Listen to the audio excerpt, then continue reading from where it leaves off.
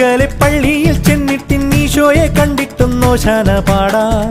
അത്രത്തോളം മക്കളാം നമ്മളെ കർത്താവ് കാക്കുവാൻ കുർബാന കൂടാം.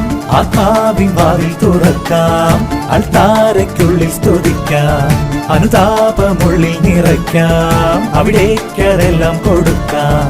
ദൈവത്തിന്റെ കുഞ്ഞാടിനോടത്ത് ജീവിതക്കൊന്നു കയറാം.